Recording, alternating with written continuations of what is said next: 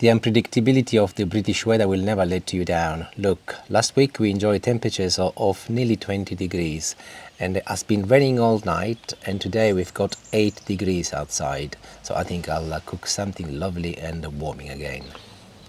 And it has stopped raining, but still a bit chilly, so I will continue with my warming meal. And do come into my little kitchen outside.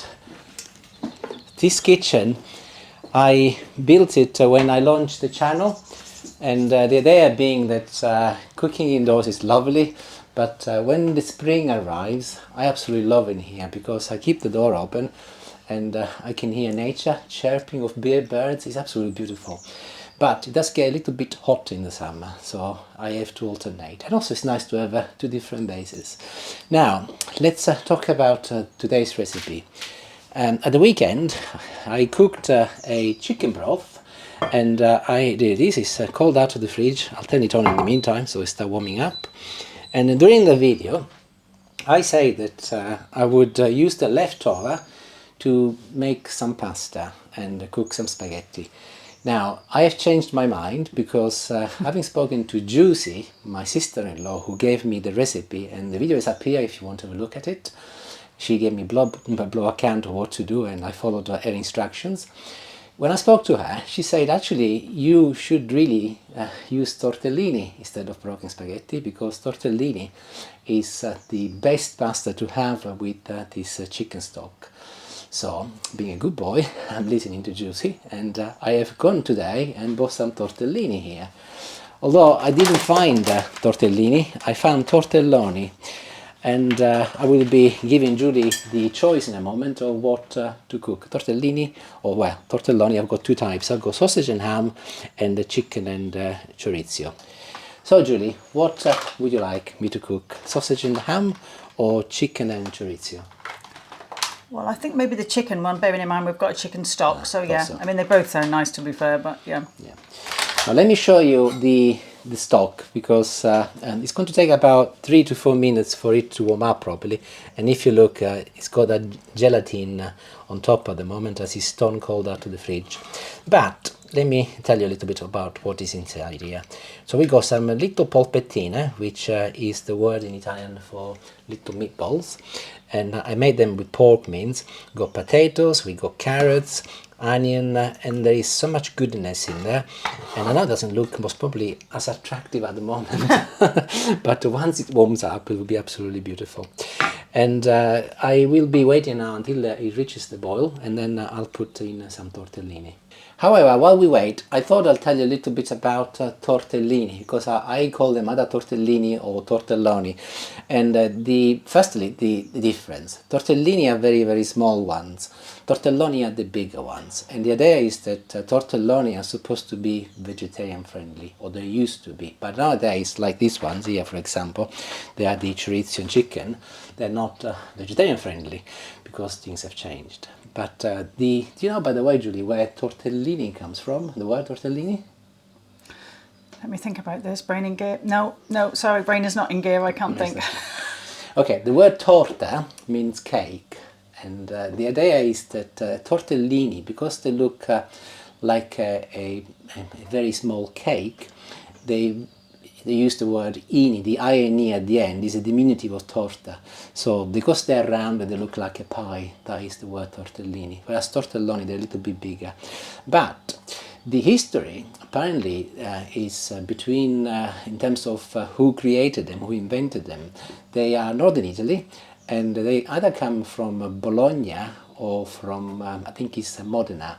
There is a little bit of a friendly rival story about who invented them, but that is where they are. And I'll show you the map here where Bologna and Modena are.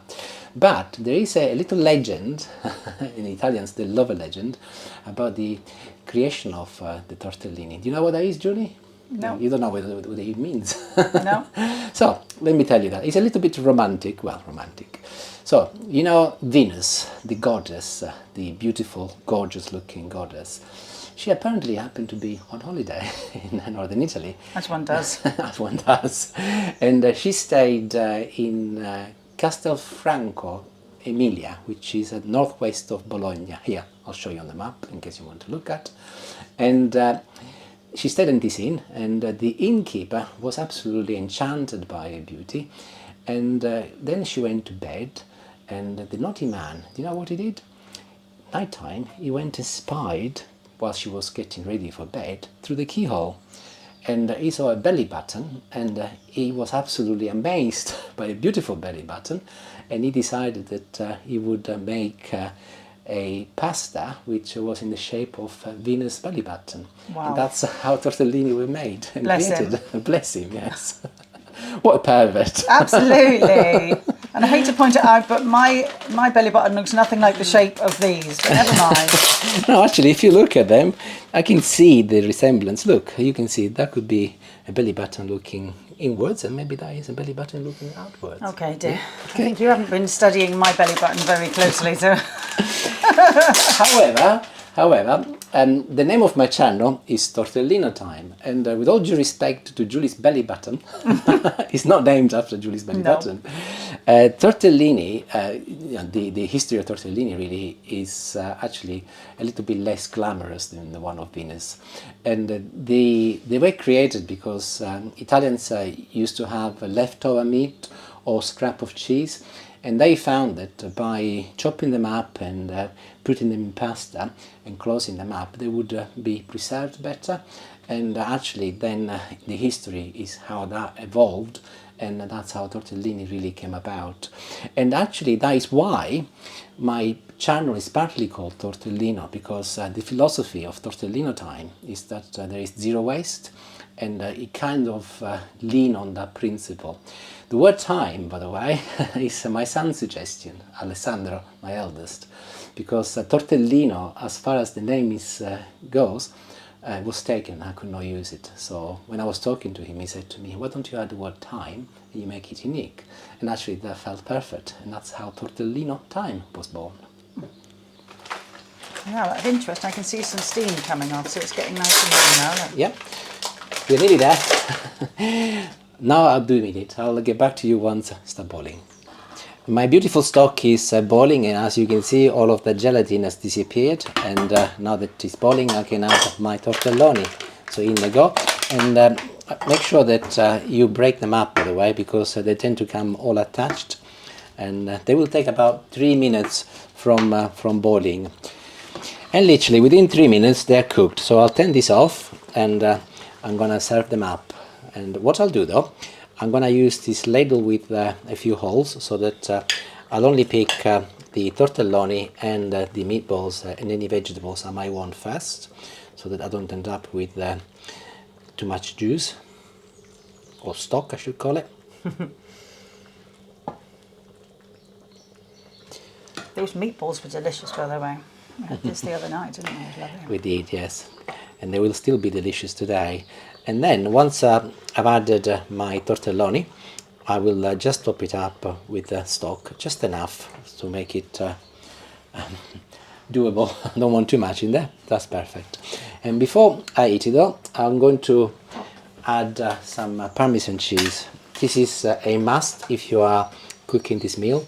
It's a big grater for you. You normally do a much smaller one. I know, but these are chunkier because they're gonna look better and they're gonna taste better. That's my philosophy anyway. And don't forget, before you eat it, to just add a little bit of parsley on top, and that will add more flavour and it will look stunning. Is that out of my garden? It is, yes. Oh, nice. And this is ready. Now, someone mentioned that I always do the testing. I'm going to think this is still steaming, and Julie always does the watching. So today we're going to change that. So Julie, come around and you can come and test them. Okay? Pass me the camera and I'll video you for a change. Okay? I'll just come round. Let me just move it out of the way. There's a spoon over there. We better do that bit again. No, it's good. No? Right, everybody, my go. Careful, it's hot. Oh! Oh yeah, I Cloves was in looking the for that. potato. Yeah, I put some cloves in there so that they were not lost. Oh, and yeah. you can get them out. So well done, well spotted. I did look for it yesterday.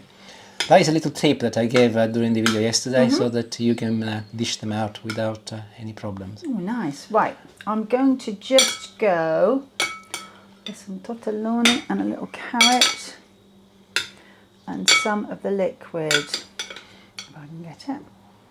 Gosh, it's hot.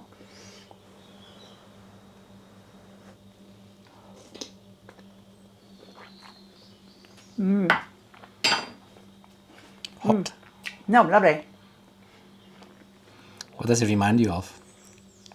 Well, we have things not dissimilar to this quite regularly, don't we? It's a very Sicilian way of cooking and using it the second day. So it's something that we do, and Francesco's mum has done for years on it. So it's very similar, but it's lovely. Okay. Then lovely. I've forgotten what flavour I said now. Were they cheesy? They were chicken and chorizo. Oh, it's the chorizo. Something really creamy in there. Yeah, nice.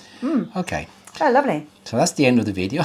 Do you want to say cheerio? All right. Hope you've enjoyed watching. And ciao, ciao for now. Ciao, ciao.